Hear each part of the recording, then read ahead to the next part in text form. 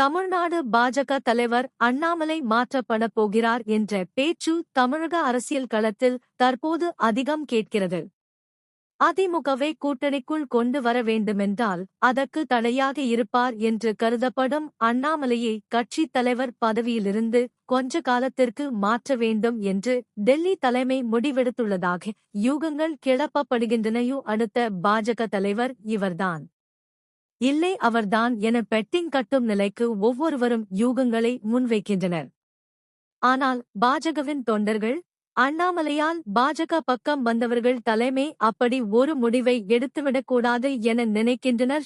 பாஜக ஆதரவாளரான கார்த்திக் தண்டாமுத்தூர் தனது முகநூல் பக்கத்தில் இது தொடர்பாக எழுதிய பதிவில், அன்புள்ள மூத்த நிர்வாகிகளே, அண்ணாமலை அவர்களை மாற்றினால் கட்சி காணாமல் போய்விடும் என உண்மையாக ஆர்எஸ்எஸ் சித்தாந்தத்தையும் கொள்கைகளையும் முழுமையாக பின்பற்றி கட்சியில் பயணிக்கும் எவரும் சொல்ல மாட்டார்கள். தனிமனித வழிபாடு தவறு என்பதை நன்கு அறிந்தவர்களுக்கு இவை நன்றாகவே புரியும்.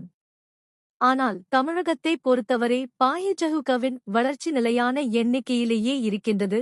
காரணம், தமிழ்நாடு இத்தனை நாட்கள் பயணித்து வந்த திராவிட சித்தாந்தம் இன்றைய தினத்தில் பாஜகவின் பொறுப்புகளில் இருக்கும் நிர்வாகிகள் பாதிக்கு பாதி அண்ணாமலை என்னும் ஒற்றை தலைவரை ஏற்று பயணித்துக் கொண்டிருக்கிறார்கள்.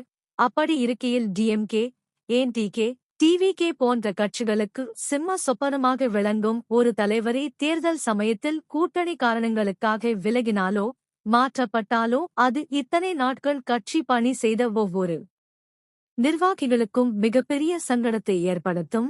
அது நமது வளர்ச்சிக்குதான் மிகப்பெரிய பின்னடைவை தரும். இவர் பாடுபடுவது கட்சியை வளர்க்கவே.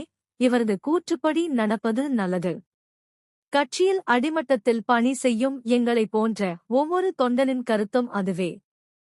தான் மட்டும் சட்டமன்ற உறுப்பினர், தான் மட்டும் பாராளுமன்ற உறுப்பினர், தான் மட்டும் அமைச்சரானால் போதும், அதற்காக கூட்டணி வைத்தால் போதும், கட்சி வளர்ந்தால் என்ன வளராவிட்டால் என்ன என்று நினைக்கும் அதிமேதாவிகள் பின்னால் கட்சிக்காக உழைக்கும் உண்மையான தொண்டன் நிற்க மாட்டான்.